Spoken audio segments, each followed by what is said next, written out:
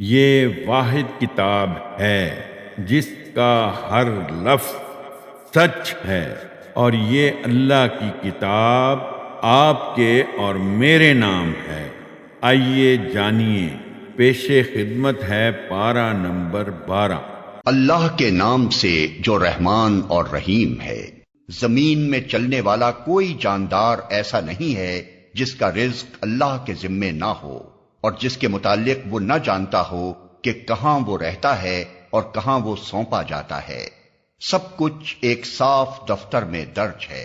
اور وہی ہے جس نے آسمانوں اور زمین کو 6 دنوں میں پیدا کیا، جبکہ اس سے پہلے اس کا عرش پانی پر تھا، تاکہ تم کو آزما کر دیکھے تم میں کون بہتر عمل کرنے والا ہے۔ اب اگر اے محمد تم کہتے ہو کہ لوگوں مرنے کے بعد تم دوبارہ اٹھائے جاؤ گے، تو منکرین فوراً بول اٹھتے ہیں کہ یہ تو صریح جادوگری ہے، اور اگر ہم ایک خاص مدت تک ان کی سزا کو ٹالتے ہیں تو وہ کہنے لگتے ہیں کہ آخر کس چیز نے اسے روک رکھا ہے۔ سنو، جس روز اس سزا کا وقت آ گیا تو وہ کسی کے پھیرے نہ پھر سکے گا، اور وہی چیز ان کو آ گھیرے گی جس کا وہ مذاق اڑا رہے ہیں۔ اگر کبھی ہم انسان کو اپنی رحمت سے نوازنے کے بعد پھر اس سے محروم کر دیتے ہیں تو وہ مایوس ہوتا ہے اور ناشکری کرنے لگتا ہے۔ اور اگر اس مصیبت کے بعد جو اس پر آئی تھی ہم اسے نعمت کا مزہ چکھاتے ہیں تو کہتا ہے کہ میرے تو سارے دلدر پار ہو گئے، پھر وہ پھولا نہیں سماتا اور اکڑنے لگتا ہے۔ اس عیب سے پاک اگر کوئی ہیں تو بس وہ لوگ جو صبر کرنے والے ہیں اور نیکوکار ہیں، اور وہی ہیں جن کے لیے درگزر بھی ہے اور بڑا اجر بھی۔ تو اے پیغمبر، کہیں ایسا نہ ہو کہ تم ان چیزوں میں سے کسی چیز کو بیان کرنے سے چھوڑ دو جو تمہاری طرف وحی کی جا رہی ہیں، اور اس بات پر دل تنگ ہو کہ وہ کہیں گے اس شخص پر کوئی خزانہ کیوں نہ اتارا گیا، یا یہ کہ اس کے ساتھ کوئی فرشتہ کیوں نہ آیا۔ تم تو محض خبردار کرنے والے ہو، آگے ہر چیز کا حوالہ دار اللہ ہے۔ کیا یہ کہتے ہیں کہ پیغمبر نے یہ کتاب خود گھڑ لی ہے؟ کہو اچھا یہ بات ہے تو اس جیسی گھڑی ہوئی 10 صورتیں تم بنا لاؤ، اور اللہ کے سوا اور جو تمہارے معبود ہیں ان کو مدد کے لیے بلا سکتے ہو تو بلا لو، اگر تم انہیں معبود سمجھنے میں سچے ہو۔ اب اگر وہ یعنی تمہارے معبود تمہاری مدد کو نہیں پہنچتے تو جان لو کہ یہ اللہ کے علم سے نازل ہوئی ہے، اور یہ کہ اللہ کے سوا کوئی حقیقی معبود نہیں ہے۔ پھر کیا تم اس امر حق کے آگے سر تسلیم خم کرتے ہو؟ جو لوگ بس اسی دنیا کی زندگی اور اس کی خوش نمائیوں کے طالب ہوتے ہیں، ان کی کارگزاری کا سارا پھل ہم یہیں ان کو دے دیتے ہیں، اور اس میں ان کے ساتھ کوئی کمی نہیں کی جاتی، مگر آخرت میں ایسے لوگوں کے لیے آگ کے سوا کچھ نہیں ہے۔ وہاں معلوم ہو جائے گا کہ جو کچھ انہوں نے دنیا میں بنایا وہ سب ملیا میٹ ہو گیا، اور اب ان کا سارا کیا دھرا محض باطل ہے۔ پھر بھلا وہ شخص جو اپنے رب کی طرف سے ایک صاف شہادت رکھتا تھا، اس کے بعد ایک گواہ بھی پروردگار کی طرف سے اس شہادت کی تائید میں آ گیا، اور پہلے موسیٰ کی کتاب رہنما اور رحمت کے طور پر آئی ہوئی بھی موجود تھی، کیا وہ بھی دنیا پرستوں کی طرح اس سے انکار کر سکتا ہے؟ ایسے لوگ تو اس پر ایمان ہی لائیں گے، اور انسانی گروہوں میں سے جو کوئی اس کا انکار کرے تو اس کے لیے جس جگہ کا وعدہ ہے وہ دوزخ ہے۔ بس اے پیغمبر، تم اس چیز کی طرف سے کسی شک میں نہ پڑنا، یہ حق ہے تمہارے رب کی طرف سے، مگر اکثر لوگ نہیں مانتے۔ اور اس شخص سے بڑھ کر ظالم اور کون ہوگا جو اللہ پر جھوٹ گھڑے؟ ایسے لوگ اپنے رب کے حضور پیش ہوں گے اور گواہ شہادت دیں گے کہ یہ ہیں وہ لوگ جنہوں نے اپنے رب پر جھوٹ گھڑا تھا۔ سنو، خدا کی لعنت ہے ظالموں پر، ان ظالموں پر جو خدا کے راستے سے لوگوں کو روکتے ہیں، اس کے راستے کو ٹیڑھا کرنا چاہتے ہیں اور آخرت کا انکار کرتے ہیں۔ وہ زمین میں اللہ کو بے بس کرنے والے نہ تھے، اور نہ اللہ کے مقابلے میں کوئی ان کا حامی تھا، انہیں اب دوہرا عذاب دیا جائے گا۔ وہ نہ کسی کی سن ہی سکتے تھے اور نہ خود ہی انہیں کچھ سوچتا تھا۔ یہ وہ لوگ ہیں جنہوں نے اپنے آپ کو خود گھاٹے میں ڈالا، اور وہ سب کچھ ان سے کھویا گیا جو انہوں نے گھڑ رکھا تھا۔ ناگزیر ہے کہ وہی آخرت میں سب سے بڑھ کر گھاٹے میں رہے وہ لوگ جو ایمان لائے اور جنہوں نے نیک عمل کیے اور اپنے رب ہی کے ہو کر رہے تو یقیناً وہ جنتی لوگ ہیں اور جنت میں وہ ہمیشہ رہیں گے۔ ان دونوں فریقوں کی مثال ایسی ہے جیسے ایک آدمی تو ہو اندھا بہرا اور دوسرا ہو دیکھنے اور سننے والا، کیا یہ دونوں یکساں ہو سکتے ہیں؟ کیا تم اس مثال سے کوئی سبق نہیں لیتے؟ اور ایسے ہی حالات تھے جب ہم نے نوح کو اس کی قوم کی طرف بھیجا تھا۔ اس نے کہا میں تم لوگوں کو صاف صاف خبردار کرتا ہوں کہ اللہ کے سوا کسی کی بندگی نہ کرو، ورنہ مجھے اندیشہ ہے کہ تم پر ایک روز دردناک عذاب آئے گا۔ جواب میں اس کی قوم کے سردار جنہوں نے اس کی بات ماننے سے انکار کیا تھا بولے ہماری نظر میں تو تم اس کے سوا کچھ نہیں ہو کہ بس ایک انسان ہو ہم جیسے، اور ہم دیکھ رہے ہیں کہ ہماری قوم میں سے بس ان لوگوں نے جو ہمارے ہاں اراذل تھے بے سوچے سمجھے تمہاری پیروی اختیار کر لی ہے، اور ہم کوئی چیز بھی ایسی نہیں پاتے جس میں تم لوگ ہم سے کچھ بڑے ہوئے ہو، بلکہ ہم تو تمہیں جھوٹا سمجھتے ہیں۔ اس نے کہا اے برادران قوم، ذرا سوچو تو صحیح کہ اگر میں اپنے رب کی طرف سے ایک کھلی شہادت پر قائم تھا اور پھر اس نے مجھ کو اپنی خاص رحمت سے بھی نواز دیا مگر وہ تم کو نظر نہ آئی، تو آخر ہمارے پاس کیا ذریعہ ہے کہ تم ماننا نہ چاہو اور ہم زبردستی اس کو تمہارے سر چپیٹ دیں؟ اور اے برادران قوم، میں اس کام پر تم سے کوئی مال نہیں مانگتا، میرا اجر تو اللہ کے ذمے ہے، اور میں ان لوگوں کو دھکے دینے سے بھی رہا جنہوں نے میری بات مانی ہے، وہ آپ ہی اپنے رب کے حضور جانے والے ہیں، مگر میں دیکھتا ہوں کہ تم لوگ جہالت برت رہے ہو۔ اور اے قوم، اگر میں ان لوگوں کو دھتکار دوں تو خدا کی پکڑ سے کون مجھے بچانے آئے گا؟ تم لوگوں کی سمجھ میں کیا اتنی بات بھی نہیں آتی؟ اور میں تم سے نہیں کہتا کہ میرے پاس اللہ کے خزانے ہیں، نہ یہ کہتا ہوں کہ میں غیب کا علم رکھتا ہوں، نہ یہ میرا دعویٰ ہے کہ میں فرشتہ ہوں، اور یہ بھی میں نہیں کہہ سکتا کہ جن لوگوں کو تمہاری آنکھیں حقارت سے دیکھتی ہیں انہیں اللہ نے کوئی بھلائی نہیں دی، ان کے نفس کا حال اللہ ہی بہتر جانتا ہے، اگر میں ایسا کہوں تو ظالم ہوں گا۔ آخر کار ان لوگوں نے کہا کہ اے نوح، تم نے ہم سے جھگڑا کیا اور بہت کر لیا، اب تو بس وہ عذاب لے آؤ جس کی تم ہمیں دھمکی دیتے ہو اگر سچے ہو۔ نوح نے جواب دیا وہ تو اللہ ہی لائے گا اگر چاہے گا، اور تم اتنا بلبوتا نہیں رکھتے کہ اسے روک دو۔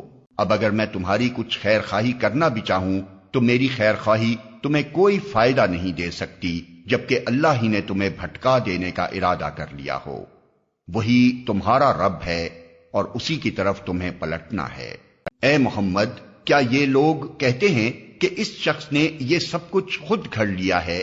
ان سے کہو اگر میں نے یہ خود گھڑا ہے تو مجھ پر اپنے جرم کی ذمہ داری ہے، اور جو جرم تم کر رہے ہو اس کی ذمہ داری سے میں بری ہوں۔ نوح پر وحی کی گئی کہ تمہاری قوم میں سے جو لوگ ایمان لا چکے بس وہ لا چکے، اب کوئی ماننے والا نہیں ہے۔ ان کے کرتوتوں پر غم کھانا چھوڑو اور ہماری نگرانی میں ہماری وحی کے مطابق ایک کشتی بنانی شروع کر دو، اور دیکھو جن لوگوں نے ظلم کیا ہے ان کے حق میں مجھ سے کوئی سفارش نہ کرنا، یہ سارے کے سارے اب ڈوبنے والے ہیں۔ نوح کشتی بنا رہا تھا اور اس کی قوم کے سرداروں میں سے جو کوئی اس کے پاس سے گزرتا تھا وہ اس کا مذاق اڑاتا تھا۔ اس نے کہا اگر تم ہم پر ہنستے ہو تو ہم بھی تم پر ہنس رہے ہیں، ان قریب تمہیں خود معلوم ہو جائے گا کہ کس پر وہ عذاب آتا ہے جو اسے رسوا کر دے گا، اور کس پر وہ بلا ٹوٹ پڑتی ہے جو ٹالے نہ ٹلے گی۔ یہاں تک کہ جب ہمارا حکم آ گیا اور وہ تنور ابل پڑا تو ہم نے کہا ہر قسم کے جانوروں کا ایک ایک جوڑا کشتی میں رکھ لو، اپنے گھر والوں کو بھی سوائے ان اشخاص کے جن کی نشاندہی پہلے کی جا چکی ہے اس میں سوار کرا دو، اور ان لوگوں کو بھی بٹھا لو جو ایمان لائے ہیں۔ اور تھوڑے ہی لوگ تھے جو نوح کے ساتھ ایمان لائے تھے۔ نوح نے کہا سوار ہو جاؤ اس میں، اللہ ہی کے نام سے ہے اس کا چلنا بھی اور اس کا ٹھہرنا بھی، میرا رب بڑا غفور و رحیم ہے۔ کشتی ان لوگوں کو لیے چلی جا رہی تھی اور ایک ایک موج پہاڑ کی طرح اٹھ رہی تھی۔ نوح کا بیٹا دور فاصلے پر تھا۔ نوح نے پکار کر کہا بیٹا ہمارے ساتھ سوار ہو جا، کافروں کے ساتھ نہ رہے۔ اس نے پلٹ کر جواب دیا، میں ابھی ایک پہاڑ پر چڑھ جاتا ہوں جو مجھے پانی سے بچا لے گا۔ نوح نے کہا، آج کوئی چیز اللہ کے حکم سے بچانے والی نہیں ہے سوائے اس کے کہ اللہ ہی کسی پر رحم فرمائے۔ اتنے میں ایک موج دونوں کے درمیان حائل ہو گئی اور وہ بھی ڈوبنے والوں میں شامل ہو گیا۔ حکم ہوا، اے زمین اپنا سارا پانی نگل جا اور اے آسمان رک جا۔ چنانچہ پانی زمین میں بیٹھ گیا، فیصلہ چکا دیا گیا۔ کشتی جودی پر ٹک گئی اور کہہ دیا گیا کہ دور ہوئی ظالموں کی قوم۔ نوح نے اپنے رب کو پکارا، کہا، اے رب میرا بیٹا میرے گھر والوں میں سے ہے اور تیرا وعدہ سچا ہے اور تو سب حاکموں سے بڑا اور بہتر حاکم ہے۔ جواب میں ارشاد ہوا، اے نوح وہ تیرے گھر والوں میں سے نہیں ہے، وہ تو ایک بگڑا ہوا کام ہے، لہذا تو اس بات کی مجھ سے درخواست نہ کر جس کی حقیقت تو نہیں جانتا۔ میں تجھے نصیحت کرتا ہوں کہ اپنے آپ کو جاہلوں کی طرح نہ بنا لے۔ نوح نے فوراً عرض کیا، اے میرے رب میں تیری پناہ مانگتا ہوں اس سے کہ وہ چیز تجھ سے مانگوں جس کا مجھے علم نہیں۔ اگر تو نے مجھے معاف نہ کیا اور رحم نہ فرمایا تو میں برباد ہو جاؤں گا۔ حکم ہوا، اے نوح اتر جا، ہماری طرف سے سلامتی اور برکتیں ہیں تجھ پر اور ان گروہوں پر جو تیرے ساتھ ہیں، اور کچھ گروہ ایسے بھی ہیں جن کو ہم کچھ مدت سامان زندگی بخشیں گے، پھر انہیں ہماری طرف سے دردناک عذاب پہنچے گا۔ اے محمد یہ غیب کی خبریں ہیں جو ہم تمہاری طرف وحی کر رہے ہیں، اس سے پہلے نہ تم ان کو جانتے تھے اور نہ تمہاری قوم، پس صبر کرو، انجام کار متقیوں ہی کے حق میں ہے۔ اور عاد کی طرف ہم نے ان کے بھائی ہود کو بھیجا، اس نے کہا، اے برادران قوم اللہ کی بندگی کرو، تمہارا کوئی خدا اس کے سوا نہیں ہے، تم نے محض جھوٹ گھڑ رکھے ہیں۔ اے برادران قوم اس کام پر میں تم سے کوئی اجر نہیں چاہتا، میرا اجر تو اس کے ذمے ہے جس نے مجھے پیدا کیا ہے، کیا تم عقل سے ذرا کام نہیں لیتے؟ اور اے میری قوم کے لوگو اپنے رب سے معافی چاہو پھر اس کی طرف پلٹو، وہ تم پر آسمان کے دہانے کھول دے گا اور تمہاری موجودہ قوت پر مزید قوت کا اضافہ کرے گا، مجرموں کی طرح منہ نہ پھیرو۔ انہوں نے جواب دیا، اے ہود تو ہمارے پاس کوئی صریح شہادت لے کر نہیں آیا ہے اور تیرے کہنے سے ہم اپنے معبودوں کو نہیں چھوڑ سکتے اور تجھ پر ہم ایمان لانے والے نہیں ہیں، ہم تو یہ سمجھتے ہیں کہ تیرے اوپر ہمارے معبودوں میں سے کسی کی مار پڑ گئی ہے۔ ہود نے کہا، میں اللہ کی شہادت پیش کرتا ہوں اور تم گواہ رہو کہ یہ جو اللہ کے سوا دوسروں کو تم نے خدائی میں شریک ٹھہرا رکھا ہے اس سے میں بیزار ہوں۔ تم سب کے سب مل کر میرے خلاف اپنی کرنی میں کسر نہ اٹھا رکھو اور مجھے ذرا مہلت نہ دو۔ میرا بھروسہ اللہ پر ہے جو میرا رب بھی ہے اور تمہارا رب بھی، کوئی جاندار ایسا نہیں جس کی چوٹی اس کے ہاتھ میں نہ ہو، بے شک میرا رب سیدھی راہ پر ہے۔ اگر تم منہ پھیرتے ہو تو پھیر لو، جو پیغام دے کر میں تمہارے پاس بھیجا گیا تھا وہ میں تم کو پہنچا چکا ہوں، اب میرا رب تمہاری جگہ دوسری قوم کو اٹھائے گا اور تم اس کا کچھ نہ بگاڑ سکو گے، یقیناً میرا رب ہر چیز پر نگراں ہے۔ پھر جب ہمارا حکم آ گیا تو ہم نے اپنی رحمت سے ہود کو اور ان لوگوں کو جو اس کے ساتھ ایمان لائے تھے نجات دے دی اور ایک سخت عذاب سے انہیں بچا لیا۔ یہ ہیں عاد، اپنے رب کی آیات سے انہوں نے انکار کیا، اس کے رسولوں کی بات نہ مانی اور ہر جبار دشمن حق کی پیروی کرتے رہے۔ آخر کار اس دنیا میں بھی ان پر پھٹکار پڑی اور قیامت کے روز بھی۔ سنو عاد نے اپنے رب سے کفر کیا، سنو دور پھینک دیے گئے عاد ہود کی قوم کے لوگ۔ اور سمود کی طرف ہم نے ان کے بھائی صالح کو بھیجا، اس نے کہا، اے میری قوم کے لوگو اللہ کی بندگی کرو، اس کے سوا تمہارا کوئی خدا نہیں ہے، وہی ہے جس نے تم کو زمین سے پیدا کیا ہے اور یہاں تم کو بسایا ہے، لہذا تم اس سے معافی چاہو اور اس کی طرف پلٹ آؤ، یقیناً میرا رب قریب ہے اور وہ دعاؤں کا جواب دینے والا ہے۔ انہوں نے کہا، اے صالح اس سے پہلے تو ہمارے درمیان ایسا شخص تھا جس سے بڑی توقعات وابستہ تھیں، کیا تو ہمیں ان معبودوں کی پرستش سے روکنا چاہتا ہے جن کی پرستش ہمارے باپ دادا کرتے تھے، تو جس طریقے کی طرف ہمیں بلا رہا ہے اس کے بارے میں ہم کو سخت شبہ ہے جس نے ہمیں خلجان میں ڈال رکھا ہے۔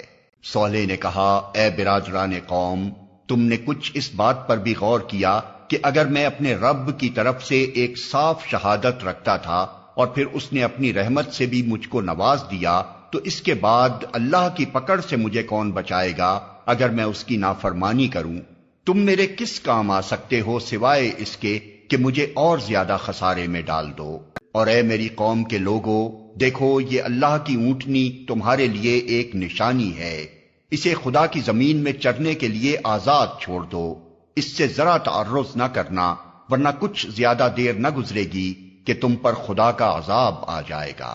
مگر انہوں نے اونٹنی کو مار ڈالا۔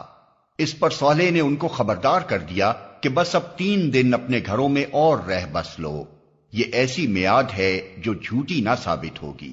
آخر کار جب ہمارے فیصلے کا وقت آ گیا تو ہم نے اپنی رحمت سے صالح کو اور ان لوگوں کو جو اس کے ساتھ ایمان لائے تھے بچا لیا اور اس دن کی رسوائی سے ان کو محفوظ رکھا۔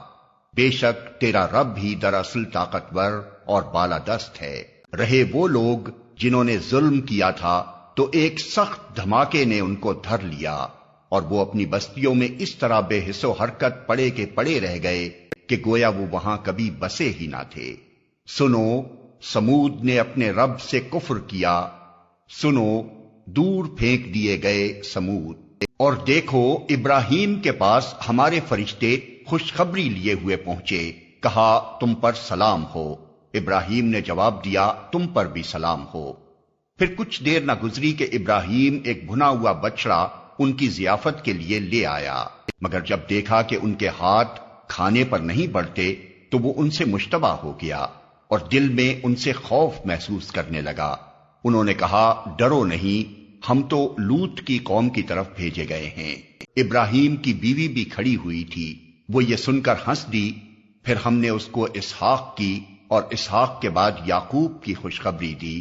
وہ بولی، ہائے میری کمبختی، کیا اب میرے ہاں اولاد ہوگی جبکہ میں بڑھیا پھونس ہو گئی اور یہ میرے میاں بھی بوڑھے ہو چکے؟ یہ تو بڑی عجیب بات ہے۔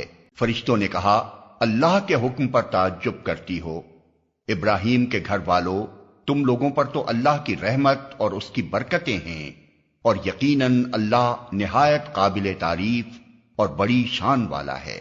پھر جب ابراہیم کی گھبراہٹ دور ہو گئی اور اولاد کی بشارت سے اس کا دل خوش ہو گیا تو اس نے قوم لوط کے معاملے میں ہم سے جھگڑا شروع کیا۔ حقیقت میں ابراہیم بڑا حلیم اور نرم دل آدمی تھا اور ہر حال میں ہماری طرف رجوع کرتا تھا۔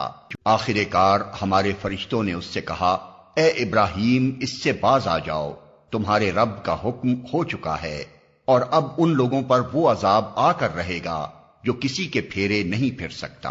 اور جب ہمارے فرشتے لوط کے پاس پہنچے تو ان کی آمد سے وہ بہت گھبرایا اور دل تنگ ہوا اور کہنے لگا کہ آج بڑی مصیبت کا دن ہے۔ ان مہمانوں کا آنا تھا کہ اس کی قوم کے لوگ بے اختیار اس کے گھر کی طرف دوڑ پڑے۔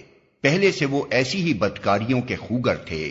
لوط نے ان سے کہا، بھائیو، یہ میری بیٹیاں موجود ہیں، یہ تمہارے لیے پاکیزہ تر ہیں، کچھ خدا کا خوف کرو اور میرے مہمانوں کے معاملے میں مجھے ذلیل نہ کرو۔ کیا تم میں کوئی بھلا آدمی نہیں؟ انہوں نے جواب دیا، تجھے تو معلوم ہی ہے کہ تیری بیٹیوں میں ہمارا کوئی حصہ نہیں ہے، اور تو یہ بھی جانتا ہے کہ ہم چاہتے کیا ہیں۔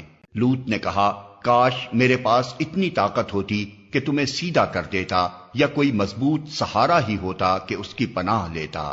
تب فرشتوں نے اس سے کہا کہ اے لوط، ہم تیرے رب کے بھیجے ہوئے فرشتے ہیں، یہ لوگ تیرا کچھ نہ بگاڑ سکیں گے، بس تو کچھ رات رہے، اپنے اہل و عیال کو لے کر نکل جا، اور دیکھو تم میں سے کوئی شخص پیچھے پلٹ کر نہ دیکھے، مگر تیری بیوی ساتھ نہیں جائے گی، کیونکہ اس پر بھی وہی کچھ گزرنے والا ہے جو ان لوگوں پر گزرنا ہے۔ ان کی تباہی کے لیے صبح کا وقت مقرر ہے، صبح ہوتے اب دیر ہی کتنی ہے۔ پھر جب ہمارے فیصلے کا وقت آ پہنچا تو ہم نے اس بستی کو تلپٹ کر دیا اور اس پر پکی ہوئی مٹی کے پتھر تابڑ توڑ برسائے، جن میں سے ہر پتھر تیرے رب کے ہاں نشان زدہ تھا، اور ظالموں سے یہ سزا کچھ دور نہیں ہے۔ اور مدین والوں کی طرف ہم نے ان کے بھائی شعیب کو بھیجا۔ اس نے کہا، اے میری قوم کے لوگو، اللہ کی بندگی کرو، اس کے سوا تمہارا کوئی خدا نہیں ہے، اور ناپ تول میں کمی نہ کیا کرو۔ آج میں تم کو اچھے حال میں دیکھ رہا ہوں، مگر مجھے ڈر ہے کہ کل تم پر ایسا دن آئے گا جس کا عذاب سب کو گھیر لے گا۔ اور اے برادران قوم، ٹھیک ٹھیک انصاف کے ساتھ پورا ناپو اور تولو، اور لوگوں کو ان کی چیزوں میں گھاٹا نہ دیا کرو، اور زمین میں فساد نہ پھیلاتے پھرو۔ اللہ کی دی ہوئی بچت تمہارے لیے بہتر ہے اگر تم مومن ہو، اور بہرحال میں تمہارے اوپر کوئی نگران کار نہیں ہوں۔ انہوں نے جواب دیا، اے شعیب، کیا تیری نماز تجھے یہ سکھاتی ہے کہ ہم ان سارے معبودوں کو چھوڑ دیں جن کی پرستش ہمارے باپ دادا کرتے تھے، یا یہ کہ ہم کو اپنے مال میں اپنے منشا کے مطابق تصرف کرنے کا اختیار نہ ہو؟ بس تو ہی تو ایک عالی ظرف اور راست باز آدمی رہ گیا ہے۔ شعیب نے کہا، بھائیو، تم خود ہی سوچو، اگر میں اپنے رب کی طرف سے ایک کھلی شہادت پر تھا اور پھر اس نے اپنے ہاں سے مجھ کو اچھا رزق بھی عطا کیا، تو اس کے بعد میں تمہاری گمراہیوں اور حرام خوریوں میں تمہارا شریک حال کیسے ہو سکتا ہوں؟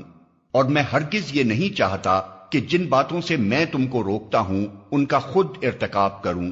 میں تو اصلاح کرنا چاہتا ہوں جہاں تک بھی میرا بس چلے، اور یہ جو کچھ میں کرنا چاہتا ہوں اس کا سارا انحصار اللہ کی توفیق پر ہے۔ اسی پر میں نے بھروسہ کیا اور ہر معاملے میں اسی کی طرف میں رجوع کرتا ہوں۔ اور اے برادران قوم، میرے خلاف تمہاری ہٹ دھرمی کہیں یہ نوبت نہ پہنچا دے کہ آخر کار تم پر بھی وہی عذاب آ کر رہے جو نوح یا ہود یا صالح کی قوم پر آیا تھا، اور لوط کی قوم تو تم سے کچھ زیادہ دور بھی نہیں ہے۔ دیکھو، اپنے رب سے معافی مانگو اور اس کی طرف پلٹ آؤ، بے شک میرا رب رحیم ہے اور اپنی مخلوق سے محبت رکھتا ہے۔ انہوں نے جواب دیا، اے شعیب، تیری بہت سی باتیں تو ہماری سمجھ ہی میں نہیں آتی، اور ہم دیکھتے ہیں کہ تو ہمارے درمیان ایک بے زور آدمی ہے۔ تیری برادری نہ ہوتی تو ہم کبھی کا تجھے سنگسار کر چکے ہوتے۔ تیرا بلبوتا تو اتنا نہیں ہے کہ ہم پر بھاری ہو۔ شعیب نے کہا، بھائیو، کیا میری برادری تم پر اللہ سے زیادہ بھاری ہے کہ تم نے برادری کا تو خوف کیا اور اللہ کو بالکل پس پشت ڈال دیا؟ جان رکھو کہ جو کچھ تم کر رہے ہو وہ اللہ کی گرفت سے باہر نہیں ہے۔ اے میری قوم کے لوگو، تم اپنے طریقے پر کام کیے جاؤ اور میں اپنے طریقے پر کرتا رہوں گا۔ جلدی ہی تمہیں معلوم ہو جائے گا کہ کس پر ذلت کا عذاب آتا ہے اور کون جھوٹا ہے۔ تم بھی انتظار کرو اور میں بھی تمہارے ساتھ چشم برا ہوں۔ آخر کار جب ہمارے فیصلے کا وقت آ گیا تو ہم نے اپنی رحمت سے شعیب اور اس کے ساتھی مومنوں کو بچا لیا، اور جن لوگوں نے ظلم کیا تھا ان کو ایک سخت دھماکے نے ایسا پکڑا کہ وہ اپنی بستیوں میں بے حس و حرکت پڑے کے پڑے رہ گئے، گویا وہ کبھی وہاں رہے بسے ہی نہ تھے۔ سنو، مدین والے بھی دور پھینک دیے گئے جس طرح سمود پھینکے گئے تھے۔ اور موسیٰ کو ہم نے اپنی نشانیوں اور کھلی کھلی سند ماموریت کے ساتھ فرعون اور اس کے آیان سلطنت کی طرف بھیجا، مگر انہوں نے فرعون کے حکم کی پیروی کی، حالانکہ فرعون کا حکم راستی پر نہ تھا۔ قیامت کے روز وہ اپنی قوم کے آگے آگے ہوگا اور اپنی پیشوائی میں انہیں دوزخ کی طرف لے جائے گا۔ کیسی بدتر جائے ورود ہے یہ جس پر کوئی پہنچے، اور ان لوگوں پر دنیا میں بھی لعنت پڑی اور قیامت کے روز بھی پڑے گی۔ کیسا برا صلہ ہے یہ جو کسی کو ملے۔ یہ چند بستیوں کی سرگزشت ہے جو ہم تمہیں سنا رہے ہیں، ان میں سے بعض اب بھی کھڑی ہیں اور بعض کی فصل کٹ چکی ہے۔ ہم نے ان پر ظلم نہیں کیا، انہوں نے آپ ہی اپنے اوپر ستم ڈھایا۔ اور جب اللہ کا حکم آ گیا تو ان کے وہ معبود جنہیں وہ اللہ کو چھوڑ کر پکارا کرتے تھے ان کے کچھ کام نہ آ سکے، اور انہوں نے ہلاکت و بربادی کے سوا انہیں کچھ فائدہ نہ دیا۔ اور تیرا رب جب کسی ظالم بستی کو پکڑتا ہے تو پھر اس کی پکڑ ایسی ہی ہوا کرتی ہے، فی الواقع اس کی پکڑ بڑی سخت اور دردناک ہوتی ہے۔ حقیقت یہ ہے کہ اس میں ایک نشانی ہے ہر اس شخص کے لیے جو عذاب آخرت کا خوف کرے۔ وہ ایک دن ہوگا جس میں سب لوگ جمع ہوں گے، اور پھر جو کچھ بھی اس روز ہوگا سب کی آنکھوں کے سامنے ہوگا۔ ہم اس کے لانے میں کچھ بہت زیادہ تاخیر نہیں کر رہے ہیں، بس ایک گنی چنی مدت اس کے لیے مقرر ہے۔ جب وہ آئے گا تو کسی کو بات کرنے کی مجال نہ ہوگی الا یہ کہ خدا کی اجازت سے کچھ عرض کرے۔ پھر کچھ لوگ اس روز بدبخت ہوں گے اور کچھ نیک بخت۔ جو بدبخت ہوں گے وہ دوزخ میں جائیں گے، جہاں گرمی اور پیاس کی شدت سے وہ ہانپیں گے اور پھنکارے ماریں گے، اور اسی حالت میں وہ ہمیشہ رہیں گے جب تک کہ زمین و آسمان قائم ہیں، الا یہ کہ تیرا رب کچھ اور چاہے۔ بے شک تیرا رب پورا اختیار رکھتا ہے کہ جو چاہے کرے۔ رہے وہ لوگ جو نیک بخت نکلیں گے تو وہ جنت میں جائیں گے اور وہاں ہمیشہ رہیں گے جب تک زمین و آسمان قائم ہیں، الا یہ کہ تیرا رب کچھ اور چاہے۔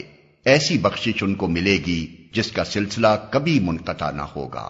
پس اے نبی، تو ان معبودوں کی طرف سے کسی شک میں نہ رہ جن کی یہ لوگ عبادت کر رہے ہیں۔ یہ تو بس لکیر کے فقیر بنے ہوئے اسی طرح پوجا پاٹ کیے جا رہے ہیں جس طرح پہلے ان کے باپ دادا کرتے تھے، اور ہم ان کا حصہ انہیں بھرپور دیں گے بغیر اس کے کہ اس میں کچھ کاٹ کسر ہو۔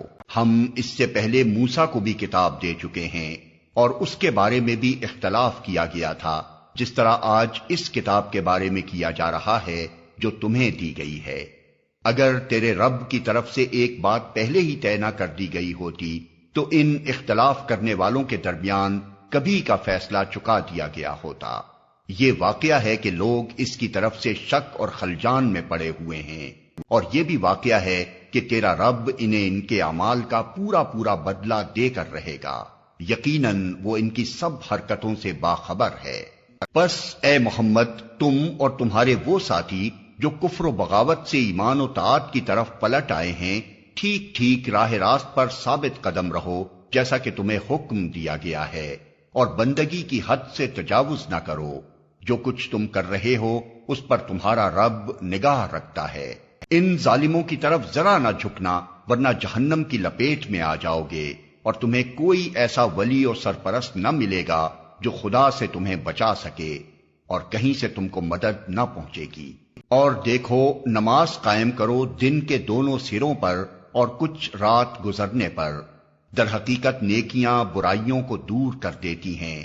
یہ ایک یاد دہانی ہے ان لوگوں کے لیے جو خدا کو یاد رکھنے والے ہیں، اور صبر کر، اللہ نیکی کرنے والوں کا اجر کبھی ضائع نہیں کرتا۔ پھر کیوں نہ ان قوموں میں سے جو تم سے پہلے گزر چکی ہیں ایسے اہل خیر موجود رہے جو لوگوں کو زمین میں فساد برپا کرنے سے روکتے۔ ایسے لوگ نکلے بھی تو بہت کم جن کو ہم نے ان قوموں میں سے بچا لیا، ورنہ ظالم لوگ تو انہی مزوں کے پیچھے پڑے رہے جن کے سامان انہیں فراوانی کے ساتھ دیے گئے تھے، اور وہ مجرم بن کر رہے۔ تیرا رب ایسا نہیں ہے کہ بستیوں کو ناحق تباہ کر دے حالانکہ ان کے باشندے اصلاح کرنے والے ہوں۔ بے شک تیرا رب اگر چاہتا تو تمام انسانوں کو ایک گروہ بنا سکتا تھا، مگر اب تو وہ مختلف طریقوں کی پر چلتے رہیں گے، اور بے راہ رویوں سے صرف وہ لوگ بچیں گے جن پر تیرے رب کی رحمت ہے۔ اسی آزادی انتخاب و اختیار کے لیے ہی تو اس نے انہیں پیدا کیا تھا، اور تیرے رب کی وہ بات پوری ہو گئی جو اس نے کہی تھی کہ میں جہنم کو جن اور انسان سب سے بھر دوں گا۔ اور اے محمد، یہ پیغمبروں کے قصے جو ہم تمہیں سناتے ہیں وہ چیزیں ہیں جن کے ذریعے سے ہم تمہارے دل کو مضبوط کرتے ہیں۔ ان کے اندر تم کو حقیقت کا علم ملا، اور ایمان لانے والوں کو نصیحت اور بیداری نصیب ہوئی۔ رہے وہ لوگ جو ایمان نہیں لاتے تو ان سے کہہ دو کہ تم اپنے طریقے پر کام کرتے رہو اور ہم اپنے طریقے پر کیے جاتے ہیں۔ انجام کار کا تم بھی انتظار کرو اور ہم بھی منتظر ہیں۔ آسمانوں اور زمین میں جو کچھ چھپا ہوا ہے سب اللہ کے قبضہ قدرت میں ہے، اور سارا معاملہ اسی کی طرف رجوع کیا جاتا ہے۔ بس اے نبی، تو اس کی بندگی کر اور اسی پر بھروسہ رکھ۔ جو کچھ تم لوگ کر رہے ہو تیرا رب اس سے بے خبر نہیں ہے۔ الف لام را، یہ اس کتاب کی آیات ہیں جو اپنا مدعا صاف صاف بیان کرتی ہے۔ ہم نے اسے نازل کیا ہے قرآن بنا کر عربی زبان میں تاکہ تم اہل عرب اس کو اچھی طرح سمجھ سکو۔ اے محمد، ہم اس قرآن کو تمہاری طرف وحی کر کے بہترین پیرائے میں واقعات اور حقائق تم سے بیان کرتے ہیں، ورنہ اس سے پہلے تو ان چیزوں سے تم بالکل ہی بے خبر تھے۔ یہ اس وقت کا ذکر ہے جب یوسف نے اپنے باپ سے کہا، ابا جان، میں نے خواب دیکھا ہے کہ 11 ستارے ہیں اور سورج اور چاند ہیں اور وہ مجھے سجدہ کر رہے ہیں۔ جواب میں اس کے باپ نے کہا، بیٹا، اپنا یہ خواب اپنے بھائیوں کو نہ سنانا، ورنہ وہ تیرے در پہ آزار ہو جائیں گے۔ حقیقت یہ ہے کہ شیطان آدمی کا کھلا دشمن ہے، اور ایسا ہی ہوگا جیسا تو نے خواب میں دیکھا ہے کہ تیرا رب تجھے اپنے کام کے لیے منتخب کرے گا اور تجھے باتوں کی تہہ تک پہنچنا سکھائے گا، اور تیرے اوپر اور آل یعقوب پر اپنی نعمت اسی طرح پوری کرے گا جس طرح اس سے پہلے وہ تیرے بزرگوں ابراہیم اور اسحاق پر کر چکا ہے۔ یقیناً تیرا رب علیم اور حکیم ہے۔ حقیقت یہ ہے کہ یوسف اور اس کے بھائیوں کے قصے میں ان پوچھنے والوں کے لیے بڑی نشانیاں ہیں۔ یہ قصہ یوں شروع ہوتا ہے کہ اس کے بھائیوں نے آپس میں کہا، یہ یوسف اور اس کا بھائی دونوں ہمارے والد کو ہم سب سے زیادہ محبوب ہیں، حالانکہ ہم ایک پورا جتھا ہیں۔ سچی بات یہ ہے کہ ہمارے ابا جان بالکل ہی بہک گئے ہیں۔ چلو یوسف کو قتل کر دو یا اسے کہیں پھینک دو تاکہ تمہارے والد کی توجہ صرف تمہاری ہی طرف ہو جائے۔ یہ کام کر لینے کے بعد پھر نیک بن رہنا۔ اس پر ان میں سے ایک بولا، یوسف کو قتل نہ کرو، اور اگر کچھ کرنا ہی ہے تو اسے کسی اندھے کنویں میں ڈال دو، کوئی آتا جاتا قافلہ اسے نکال لے جائے گا۔ اس قرارداد پر انہوں نے جا کر اپنے باپ سے کہا، ابا جان، کیا بات ہے کہ آپ یوسف کے معاملے میں ہم پر بھروسہ نہیں کرتے، حالانکہ ہم اس کے سچے خیر خواہ ہیں۔ کل اسے ہمارے ساتھ بھیج دیجئے، کچھ چڑھ چگ لے گا اور کھیل کود سے بھی دل بہلائے گا، ہم اس کی حفاظت کو موجود ہیں۔ باپ نے کہا، تمہارا اسے لے جانا مجھے شاق گزرتا ہے، اور مجھ کو اندیشہ ہے کہ کہیں اسے بھیڑیا نہ پھاڑ کھائے جبکہ تم اس سے غافل ہو۔ انہوں نے جواب دیا، اگر ہمارے ہوتے اسے بھیڑیے نے کھا لیا جبکہ ہم ایک جتھا ہیں، تب تو ہم بڑے ہی نکمے ہوں گے۔ اس طرح اصرار کر کے جب وہ اسے لے گئے اور انہوں نے طے کر لیا کہ اسے ایک اندھے کنویں میں چھوڑ دیں، تو ہم نے یوسف کو وحی کی کہ ایک وقت آئے گا جب تو ان لوگوں کو ان کی یہ حرکت جتائے گا، یہ اپنے فعل کے نتائج سے بے خبر ہیں۔ شام کو وہ روتے پیٹتے اپنے باپ کے پاس آئے اور کہا، ابا جان، ہم دوڑ کا مقابلہ کرنے میں لگ گئے تھے اور یوسف کو ہم نے اپنے سامان کے پاس چھوڑ دیا تھا کہ اتنے میں بھیڑیا آ کر اسے کھا گیا۔ آپ ہماری بات کا یقین نہ کریں گے چاہے ہم سچے ہی ہوں۔ اور وہ یوسف کے قمیص پر جھوٹ موٹ کا خون لگا کر لے آئے تھے۔ یہ سن کر ان کے باپ نے کہا، بلکہ تمہارے نفس نے تمہارے لیے ایک بڑے کام کو آسان بنا دیا۔ اچھا، صبر کروں گا اور بخوبی کروں گا۔ جو بات تم بنا رہے ہو اس پر اللہ ہی سے مدد مانگی جا سکتی ہے۔ ادھر ایک قافلہ آیا اور اس نے اپنے سکے کو پانی لانے کے لیے بھیجا۔ سکے نے جو کنویں میں ڈول ڈالا تو یوسف کو دیکھ کر پکار اٹھا، مبارک ہو، یہاں تو ایک لڑکا ہے۔ ان لوگوں نے اس کو مال تجارت سمجھ کر چھپا لیا، حالانکہ جو کچھ وہ کر رہے تھے خدا اس سے باخبر تھا۔ آخر کار انہوں نے اس کو تھوڑی سی قیمت پر چند درہموں کے عوض بیچ ڈالا، اور وہ اس کی قیمت کے معاملے میں کچھ زیادہ کے امیدوار نہ تھے۔ مصر کے جس شخص نے اسے خریدا اس نے اپنی بیوی سے کہا، اس کو اچھی طرح رکھنا، بعید نہیں کہ یہ ہمارے لیے مفید ثابت ہو یا ہم اسے بیٹا بنا لیں۔ اس طرح ہم نے یوسف کے لیے اس سرزمین میں قدم جمانے کی صورت نکالی اور اسے معاملہ فہمی کی تعلیم دینے کا انتظام کیا۔ اللہ اپنا کام کر کے رہتا ہے، مگر اکثر لوگ جانتے نہیں ہیں۔ اور جب وہ اپنی پوری جوانی کو پہنچا تو ہم نے اسے قوت فیصلہ اور علم عطا کیا۔ اس طرح ہم نیک لوگوں کو جزا دیتے ہیں۔ جس عورت کے گھر میں وہ تھا وہ اس پر ڈورے ڈالنے لگی اور ایک روز دروازے بند کر کے بولی، آ جا۔ یوسف نے کہا، خدا کی پناہ، میرے رب نے تو مجھے اچھی منزلت بخشی اور میں یہ کام کروں، ایسے ظالم کبھی فلاح نہیں پایا کرتے۔ وہ اس کی طرف بڑھی اور یوسف بھی اس کی طرف بڑھتا اگر اپنے رب کی برہان نہ دیکھ لیتا۔ ایسا ہوا تاکہ ہم اس سے بدی اور بے حیائی کو دور کر دیں۔ در حقیقت وہ ہمارے چنے ہوئے بندوں میں سے تھا۔ آخر کار یوسف اور وہ آگے پیچھے دروازے کی طرف بھاگے، اور اس نے پیچھے سے یوسف کا قمیص کھینچ کر پھاڑ دیا۔ دروازے پر دونوں نے اس کے شوہر کو موجود پایا۔ اسے دیکھتے ہی عورت کہنے لگی، کیا سزا ہے اس شخص کی جو تیری گھر والی پر نیت خراب کرے؟ اس کے سوا اور کیا سزا ہو سکتی ہے کہ وہ قید کیا جائے یا اسے سخت عذاب دیا جائے؟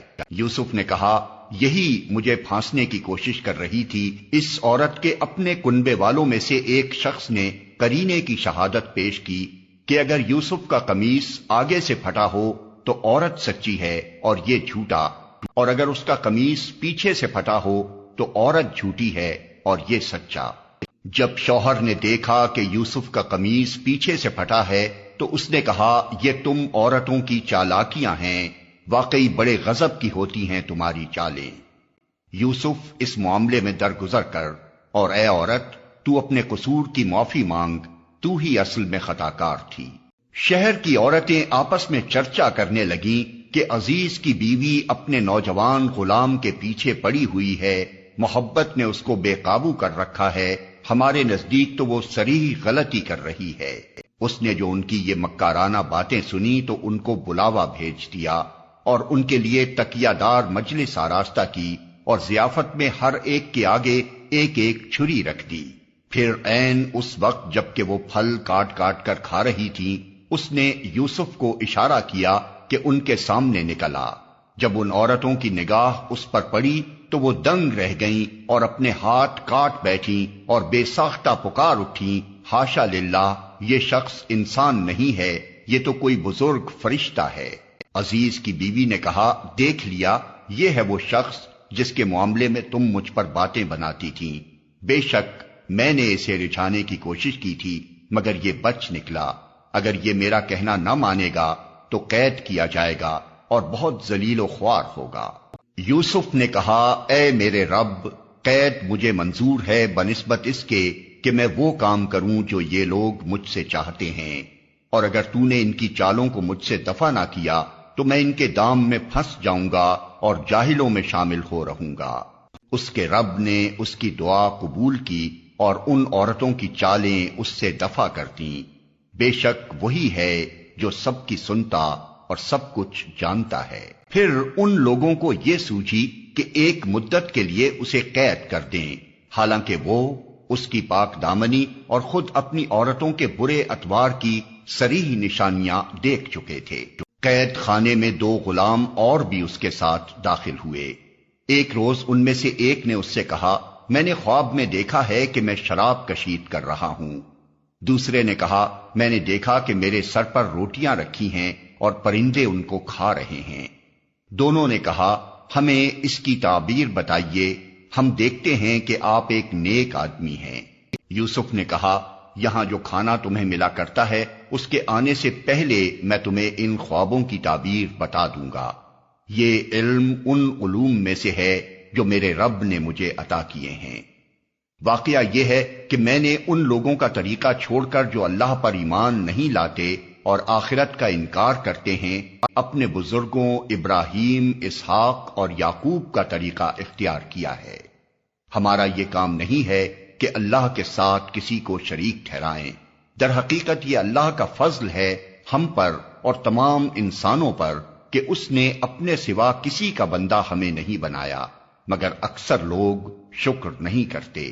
اے زنداں کے ساتھیو، تم خود ہی سوچو کہ بہت سے متفرق رب بہتر ہیں یا وہ ایک اللہ جو سب پر غالب ہے؟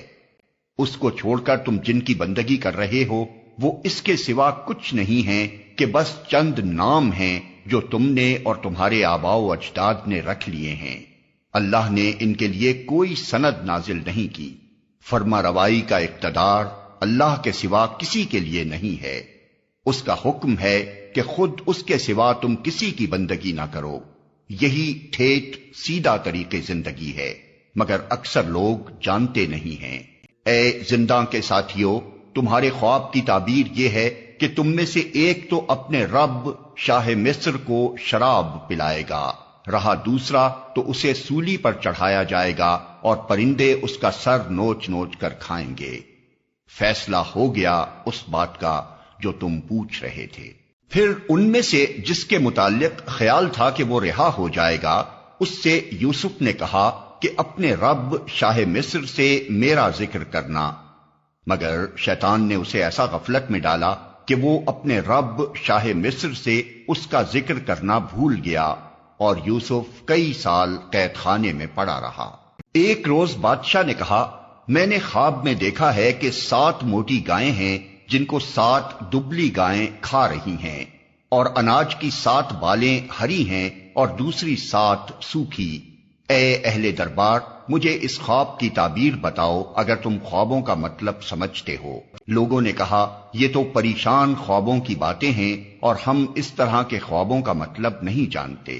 ان 2 قیدیوں میں سے جو شخص بچ گیا تھا اور اسے ایک مدت دراز کے بعد اب بات یاد آئی، اس نے کہا، میں آپ حضرات کو اس کی تعویل بتاتا ہوں، مجھے ذرا قید خانے میں یوسف کے پاس بھیج دیجئے۔ اس نے جا کر کہا، یوسف، اے سراپا راستی، مجھے اس خواب کا مطلب بتا کہ 7 موٹی گائیں ہیں جن کو 7 دبلی گائیں کھا رہی ہیں، اور 7 بالیں ہری ہیں اور 7 سوکھی۔ شاید کہ میں ان لوگوں کے پاس واپس جاؤں اور شاید کہ وہ جان لیں۔ یوسف نے کہا، 7 برس تک لگاتار تم لوگ کھیتی باڑی کرتے رہو گے، اس دوران میں جو فصلیں تم کاٹو ان میں سے بس تھوڑا سا حصہ جو تمہاری خوراک کے کام آئے نکالو، اور باقی کو اس کی بالوں ہی میں رہنے دو۔ پھر 7 برس بہت سخت آئیں گے، اس زمانے میں وہ سب غلہ کھا لیا جائے گا جو تم اس وقت کے لیے جمع کرو گے، اگر کچھ بچے گا تو بس وہی جو تم نے محفوظ کر رکھا ہو۔ اس کے بعد پھر 1 سال ایسا آئے گا جس میں باران رحمت سے لوگوں کی فریاد رسی کی جائے گی اور وہ رس نچوڑیں گے۔ بادشاہ نے کہا، اسے میرے پاس لاؤ۔ مگر جب شاہی فرستادہ یوسف کے پاس پہنچا تو اس نے کہا، اپنے رب کے پاس واپس جا اور اس سے پوچھ کہ ان عورتوں کا کیا معاملہ ہے جنہوں نے اپنے ہاتھ کاٹ لیے تھے، میرا رب تو ان کی مکاری سے واقف ہی ہے۔ اس پر بادشاہ نے ان عورتوں سے دریافت کیا، تمہارا کیا تجربہ ہے اس وقت کا جب تم نے یوسف کو رجھانے کی کوشش کی تھی؟ سب نے یک زبان ہو کر کہا، حاشا للہ، ہم نے تو اس میں بدی کا شائبہ تک نہ پایا۔ عزیز کی بیوی بول اٹھی، اب حق کھل چکا ہے، وہ میں ہی تھی جس نے اس کو پھسلانے کی کوشش کی تھی، بے شک وہ بالکل سچا ہے۔ یوسف نے کہا، اس سے میری غرض یہ تھی کہ عزیز یہ جان لے کہ میں نے در پردہ اس کی خیانت نہیں کی تھی، اور یہ کہ جو خیانت کرتے ہیں ان کی چالوں کو اللہ کامیابی کی راہ پر نہیں لگاتا۔